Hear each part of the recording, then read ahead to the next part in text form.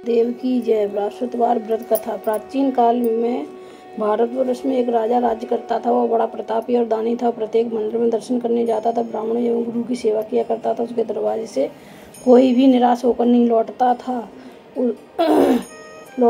वह प्रत्येक गुरुवार को व्रत करता एवं पूजन करता था। वह गरीबों की सहायता करता था, परंतु ऐसा बात उसकी रानी को अच्छी नहीं लगती थी।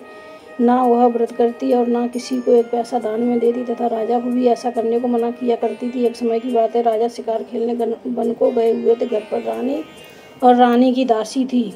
उस समय गुरु बृहस्पतिदेव एक साधु का रूप धारण कर राजा के दरवाजे पर भिक्षा मांगने गए तथा भिक्षा मांगी तो रानी कहने लगी, हे साधु महाराज, मैं इस दान पुण्य से तंग आ गई हूँ। मेरे से तो घर का कार्य समाप्त नहीं होता। इस कार्य के लिए तो मेरे पतिदेव ही बहुत हैं।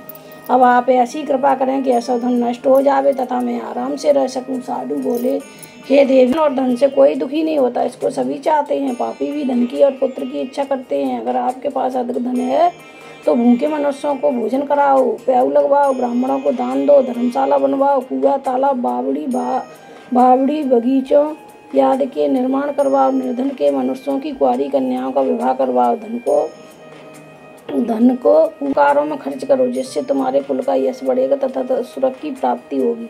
मगर वह रानी इन बातों से खुश न हुई। वो बोली, है साधु महाराज, मुझे ऐसे धन की भी आवश्यकता नहीं है जिसको और ही मनुष्यों को दान दूं, जिसको रखने उठाने में मेरा सारा समय बर्बाद हो जाएगा।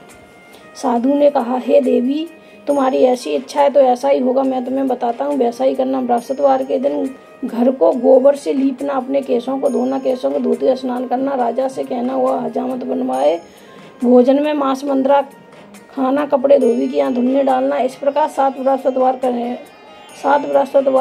करने से तुम्हारा सब धन नष्ट हो जाएगा। ऐसा कहकर साधु महाराज वहाँ से अंतर्ध्यान हो गए। रानी ने साधु के कहे अनुसार वैसा ही किया। 3 बृहस्पतिवार बीत पाए थे कि उसका समाप्त धन नष्ट हो गया। अब संसारिक भोगों से दुखी रहने लगे। राजा रानी से कहने लगा कि रानी, तुम यहाँ पर रहो, मैं दूसरे देश जाता हूँ, क्योंकि यहाँ पर मुझे सभी मनुष्य जानते, इसलिए कोई कार्य नहीं कर सकता। देश चोरी परदेश भीख बराबर है। ऐसा कहकर राजा परदेश चला गया। वहाँ जंगल जाता और लकड़ी काट कर लाता और शहर में बेचता। इस तरह दुखी जीवन को बड़ी कठिनाई से व्यतीत करने लगा। इधर राजा के घर रानी और दासी दुखी रहने लगी। किसी दिन भोजन मिल जाता, किसी दिन जल पीकर ही रह जाती। एक समय रानी और दासी को 7 रोज बिना भोजन के व्यतीत हो गए तो रानी ने अपनी दासी से कहा, हे दासी, यहाँ पास ही नगर में मेरी बहन रहती है, वो बड़ी धनवान है, तू उसके पास जा, वहाँ से 5 सेर बेजर मांग लिया। रानी की आज्ञा अनुसार दासी उसकी बहन के पास गई। रानी की बहन उस समय बृहस्पतिवार का व्रत कर रही थी, क्योंकि उस दिन बृहस्पतिवार था। जब दासी ने रानी की बहन को देखा और उससे बोली, हे रानी, मुझे तुम्हारी बहन ने भेजा है, मेरे लिए 5 सेर बेजर दे दो। दासी ने अनेक बार कहा, परंतु रानी ने कुछ उत्तर नहीं दिया, क्योंकि वह उस समय बृहस्पतिवार की कथा सुन रही थी। जब दासी को किसी प्रकार का उत्तर नहीं मिला तो बहुत दुखी हुई एवं क्रोध भी आया। लौटकर रानी के पास आकर बोली, हे रानी, तुम्हारी बहन तो बहुत ही घमंडी है, वो छोटे लोगों से बात भी नहीं करती। मैंने उससे कहा तो उसने मेरी बात का कोई उत्तर नहीं दिया। मैं वापस चली आई। रानी बोली, हे दासी, इसमें उसका कोई दोष नहीं है। जब बुरे दिन आते हैं तब कोई सहारा नहीं देता। अच्छे बुरे का आपत्ति काल में ही पता लगता है। अब जो ईश्वर की इच्छा होगी यही होगा। यह हमारे भाग्य का दोष है। इधर उस रानी ने देखा कि मेरी बहन की दासी आई थी, परंतु मैं उससे नहीं बोली, इससे वह बहुत दुखी होगी। यह सोच और विष्णु भगवान का व्रत समाप्त कर वह रानी अपनी बहन के घर गई और बहन से कहने लगी, हे बहन, मैं बृहस्पतिवार का व्रत कर रही थी, तुम्हारी दासी गई, परंतु जब तक कथा होती है तब तक ना उठते हैं ना बोलते, इसलिए मैं नहीं बोली। कहो दासी क्यों गई? रानी बोली, हमारे वैसे तुमसे कोई बात छिपी नहीं है। हमने दासी को तुम्हारे पास 5 सेर बेजर लेने के लिए भेजा था। रानी बोली, देखो, बृहस्पति भगवान सभी की मनोकामना पूर्ण करते हैं। शायद तुम्हारे घर में अनाज रखा हो। इस प्रकार के वचन जब रानी ने सुने तो घर के अंदर गई। वहाँ उसे एक घड़ा बेजर का भरा मिल गया। तब रानी ने कहा, हे दासी, तब रानी और दासी बहुत खुश हुई। दासी बोली, हे रानी, देखो, हमको जब भोजन नहीं मिलता तो हम रोज ही व्रत करते हैं। अगर इनसे व्रत की विधि और कथा पूछ ली जाए तो इसे हम भी किया करें। तब उस रानी ने अपनी बहन से पूछा, हे बहन, बृहस्पतिवार के व्रत की कथा कैसे तथा यह व्रत कैसे करना चाहिए। रानी की बहन ने कहा, बृहस्पतिवार के व्रत में चना की दाल, मुनक्का से विष्णु भगवान का केले की जड़ में पूजन करे तथा दीपक जलावे और कहानी सुने। इससे बृहस्पति भगवान प्रसन्न होते हैं, अन्नपुत्र धन देते हैं। तब रानी ने और दासी ने बृहस्पति देव का पूजन किया तो भगवान, लेकिन भोजन पीला कहाँ से आया। बेचारी बड़ी दुखी हुई, परंतु उन्होंने व्रत किया था, इस कारण गुरु भगवान प्रसन्न थे। 2 थालों में सुंदर पीला भोजन लेकर आए और दासी को देखकर बोले, हे दासी, ये भोजन तुम्हारे और रानी के लिए, तुम दोनों खा लेना। दासी भोजन पाकर बड़ी प्रसन्न हुई और रानी से बोली, चलो रानी जी भोजन कर लो। रानी को इस विषय में कुछ पता नहीं था, इसलिए दासी से बोली, तू ही भोजन कर, क्योंकि तू हमारे व्रत में हंसी उड़ाती है। तब दासी ने कहा, एक महात्मा हम दोनों को 2 थालों में भोजन दे गया है, इसलिए हम और तुम दोनों भोजन करें। तब रानी ने बृहस्पति भगवान को नमस्कार कर भोजन प्रारंभ करेंगी। इस प्रकार रानी और दासी दोनों ने गुरु भगवान को नमस्कार कर भोजन प्रारंभ किया। तब तथा अब वो प्रत्येक बृहस्पतिवार को व्रत रखने लगी। भगवान की कृपा से रानी और दासी के पास फिर धन हुआ। रानी फिर उसी प्रकार आलस करने लगी। तब दासी बोली, हे रानी, तुम पहले इस प्रकार आलस करती थी, तुम्हें धन के रखने में कष्ट होता था, इस कारण सभी धन नष्ट होगा। गुरु भगवान की कृपा से धन मिला, फिर तुम्हें आलस होता है। बड़ी मुसीबतों के बाद हमने यह धन पाया, इसलिए हमें दान पुण्य करना चाहिए तथा भूखे मनुष्यों को दान करवाओ, भूखे मनुष्यों को भोजन करवाओ, प्याऊ लगवाओ, ब्राह्मणों को दान दो, कुआं, तालाब, बाग बगीचा आदि का निर्माण करवाओ, निर्धन के मनुष्यों की कुंवारी कन्या का विवाह करवाओ, धन को शुभ कर्मों में खर्च करो, जिससे तुम्हारे कुल का यश बढ़े तथा सुरक्षा की प्राप्ति हो। तब रानी ने इसी प्रकार कार्यक्रम करने प्रारंभ किए तो उनका यश फैलने लगा। एक दिन रानी और दासी विचार करने लगी, न जाने राजा किस प्रकार से होंगे, उनकी कोई खबर नहीं। उन्होंने गुरु भगवान से प्रार्थना की। भगवान ने रात्रि में राजा को सपने में कहा, हे राजा, उठ, तेरी रानी तुझको याद करती है, अपने देश को चलो। राजा प्रातःकाल उठा और विचार करने लगा। स्त्री जात खाद पहनने की संगीन होती है, पर भगवान की आज्ञा मानकर वह अपने नगर के लिए चलने को तैयार हुआ। इससे पूर्वक जब राजा परदेश चला गया तो परदेश में दुखी रहने लगा। प्रतिदिन जंगल से लकड़ी बीन कर लाता और उन्हें शहर में बेचता। अपने दुखी जीवन को बड़ी कठिनाई से व्यतीत करता था। एक दिन दुखी हो राजा अपनी पुरानी बातों को याद करके रोने लगा। तब जंगल में बृहस्पति देव साधु को रूप धारण कर आए और राजा के पास आकर बोले, हे लकड़हारे, तुम इस सुनसान जंगल में किस चिंता में बैठे हो, मुझको बतलाया। सुन राजा के नेत्रों में जल भरे आया। साधु को प्रसन्न देखकर राजा बोला, हे प्रभु, आप सब कुछ जानने वाले। इतना कहकर साधु को अपनी संपूर्ण कहानी बतला दी। साधु रूपी भगवान बोले, हे राजा, तुम्हारी स्त्री ने बृहस्पति देव का अपमान किया था, इस कारण तुम्हारी यह दशा हुई। अब तुम किसी प्रकार की चिंता मत करो, भगवान तुम्हें पहले से अधिक धनवान करेगा। देखो, तुम्हारी स्त्री ने गुरुवार का व्रत प्रारंभ कर दिया। तुम मेरा कहा मानकर बृहस्पतिवार को व्रत करके चना की दाल, गुड़ जल के लोटे में डालकर केले का पूजन करो और कथा का और सुनो। भगवान तुम्हारी सभी मनोकामनाओं को प्रसन्न करेगा। साधु को प्रसन्न देखकर राजा बोला, हे प्रभु, मुझे लकड़ी बेचकर इतना पैसा नहीं मिलता जिससे भोजन करने के उपरांत कुछ बचा सकूं। मैंने रात्रि में अपनी रानी को व्याकुल देखा है, मेरे पास कुछ भी नहीं जिससे मैं उसकी खबर तो मंगा सकूं। फिर मैं कौन सी कहानी कहूँ, मुझको कुछ भी मालूम नहीं है। साधु ने कहा, राजन, तुम किसी प्रकार की चिंता मत कर, तुम रोजाना की तरह लकड़ियाँ लेकर शहर को जाओ। तुम्हें रोजाना से दुगुना धन प्राप्त होगा, जिससे तुम भली प्रकार भोजन भी कर लोगे तथा बृहस्पति देव की पूजा का सामान भी आ जाएगा। और बृहस्पतिवार की कहानी निम्न प्रकार से है। प्राचीन काल में एक ब्राह्मण रहता था, बहुत निर्धन था, उसके कोई संतान नहीं थी। उसकी स्त्री बहुत मलिनता के साथ रहती थी, स्नान न करती, न किसी देवता का पूजन करती, प्रातःकाल उठते ही प्रथम भोजन करती, बाद में कोई अन्य काम करती थी। इससे ब्राह्मण देवता बड़े दुखी थे, बेचारे बहुत कुछ करते किंतु उसका कोई परिणाम नहीं निकलता। भगवान की कृपा से ब्राह्मण की स्त्री की एक कन्या रूपी रतन पैदा हुआ और कन्या अपने पिता के घर बड़ी होने लगी। वो बालिका स्नान करके विष्णु भगवान का जप करती थी तथा बृहस्पतिवार को व्रत भी करती थी। अपने पूजन पाठ को समाप्त कर स्कूल जाती तो अपनी मुट्ठी में जौ भर ले जाती और पाठशाला के मार्ग में डालती जाती। तब ये जौ सोने के होते जाते लौटते समय इनको बीन कर घर ले आती थी। एक दिन वह बालिका सूम में सोने के जौ को फटक कर साफ कर रही थी। उसके पिता ने देख लिया और कहा, हे बेटी, सोने के जौ को फटकने के लिए सोने का सूप होना चाहिए। दूसरे दिन गुरुवार था। इस कन्या ने व्रत रखा। बृहस्पति देव से प्रार्थना करके कहा, हे प्रभु, मैंने आपकी पूजा सच्चे मन से की हो तो मेरे लिए सोने का सूप दे दो। बृहस्पति देव ने उसकी प्रार्थना स्वीकार कर ली और रोजाना की तरह वो कन्या जौ फैलाती हुई जाने लगी। जब लौटकर जौ बीन रही थी तो बृहस्पति देव की कृपा से उसे सोने का सूप मिला हुआ। उसे घर ले आई, उससे जौ साफ करने लगी, परंतु उसकी माँ का वही ढंग रहा।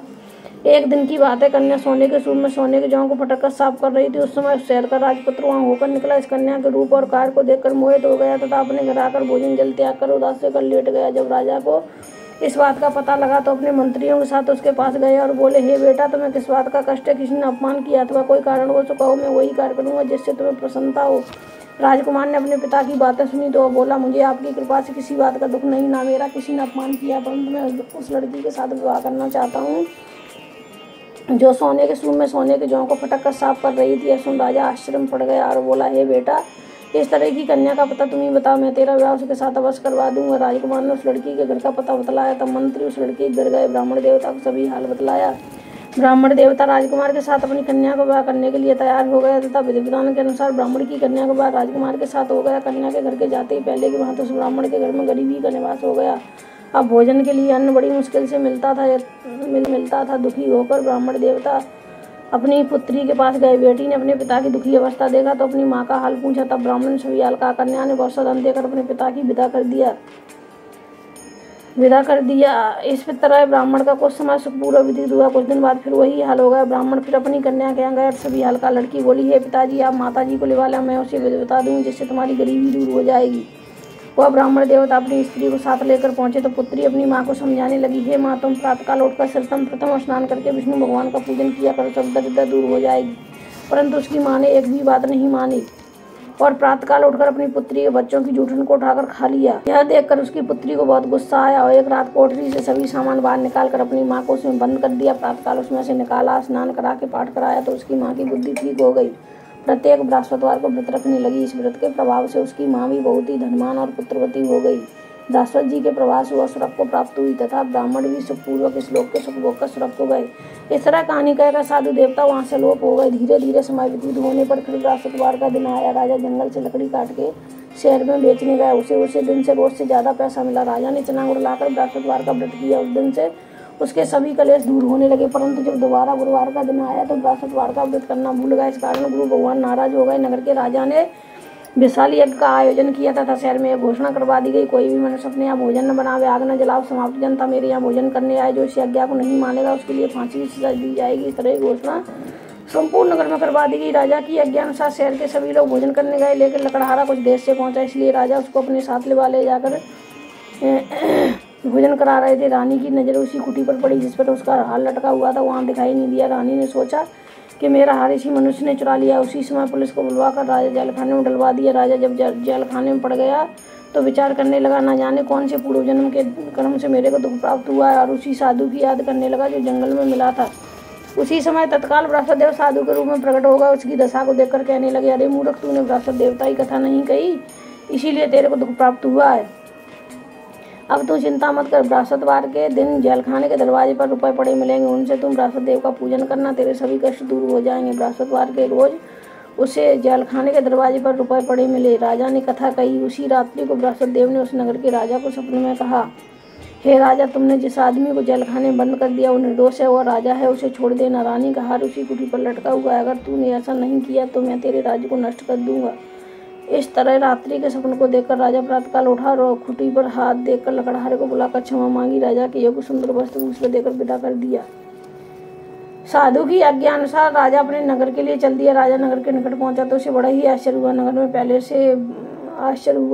पहले से अधिक बाग, तालाब, कुएं, धर्मशाला, मंदिर बन गए हैं। राजा ने पूछा, ये किसका बाग और धर्मशाला? तब नगर के लोग कहने लगे, ऐसा रानी और बांदी के। तो राजा को आश्चर्य हुआ और गुस्सा भी आया। जब रानी ने खबर सुनी कि राजा आ रहे हैं तो उसने अपनी दासी से कहा, हे दासी, देख राजा हमको कितनी बुरी हालत में छोड़ गए, कहीं हमारी ऐसी हालत देखकर लौट नहीं जाए, इसलिए तुम दरवाजे पर खड़ी हो जा। आज्ञा अनुसार दासी दरवाजे पर खड़ी हो गई। राजा आए तो उन्हें लिवा लाई। तब राजा ने क्रोध करके अपनी तलवार निकाली और पूछने लगी, ऐसा तुम्हें कैसे प्राप्त हुआ है?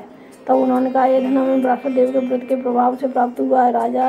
राजा ने निश्चय किया कि 7 रोज बाद सभी बृहस्पति देव का पूजन करते हैं, परंतु मैं दिन में 3 बार कहानी कहा करूँगा, रोज व्रत किया करूँगा। हर समय राजा के दुपट्टे में चना की दाल बंधी रहती।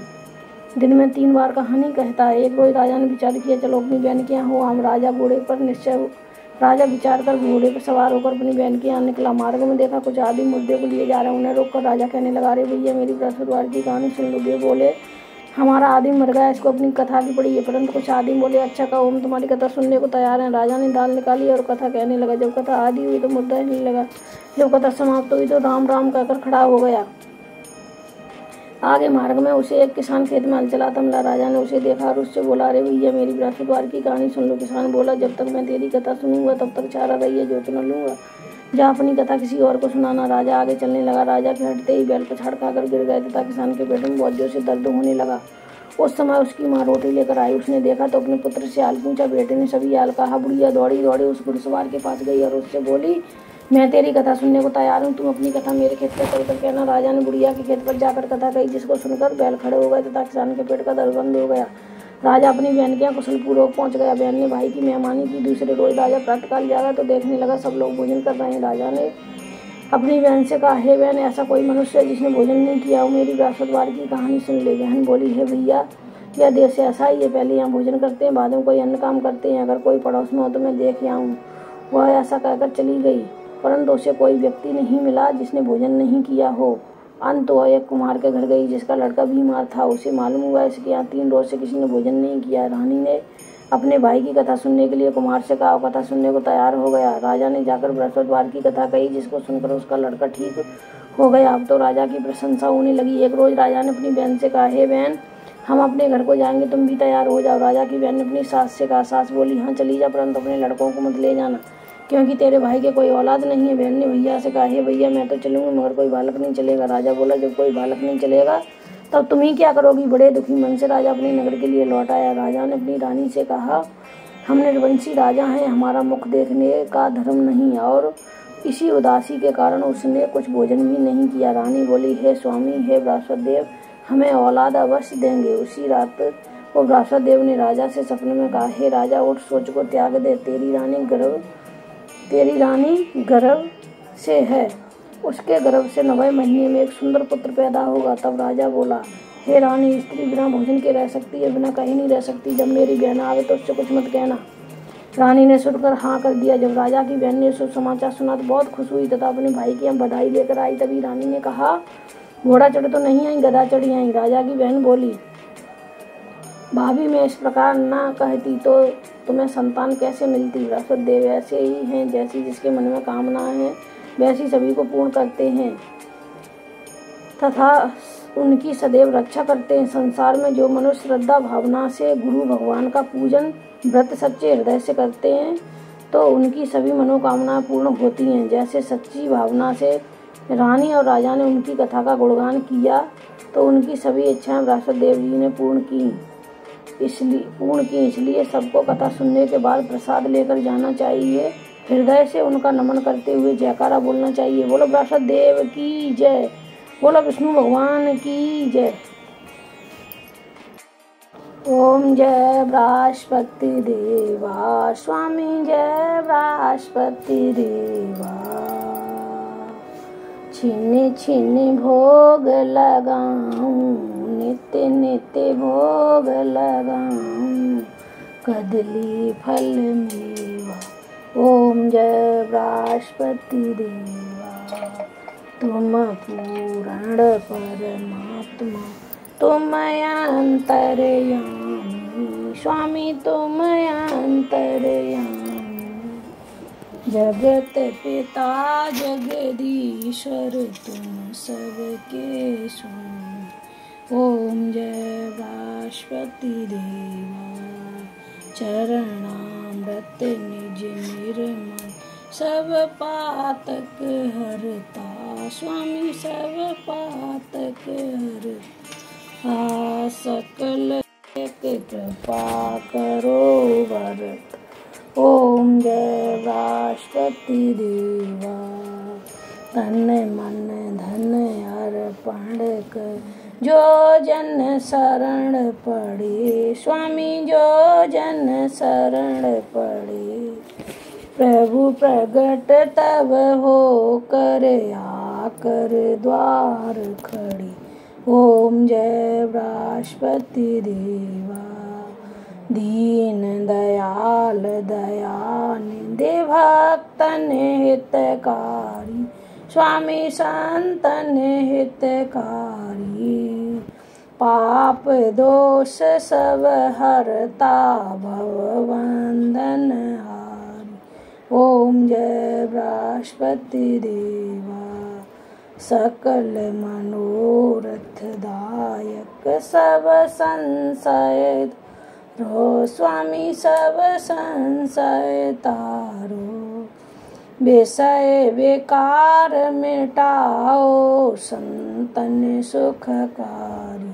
ओम जय बृहस्पति देवा, जो कोई आरती तेरी भक्ति सहित गावे, स्वामी प्रेम सहित गावे। ज्येष्ठानंद आनंद करे, सो निश्चय पावे। ओम जय बृहस्पति देवा, जय बृहस्पति देवा, स्वामी जय बृहस्पति देवा। छिन्न छिन्न भोग लगाऊं, नित्य नित्य भोग लगाऊं, कदली फल मेवा। ओम जय बृहस्पति देवा। बोलिए बृहस्पति देव की जय, बोल गुरु भगवान की जय, बोलो स्वामी जी महाराज की जय।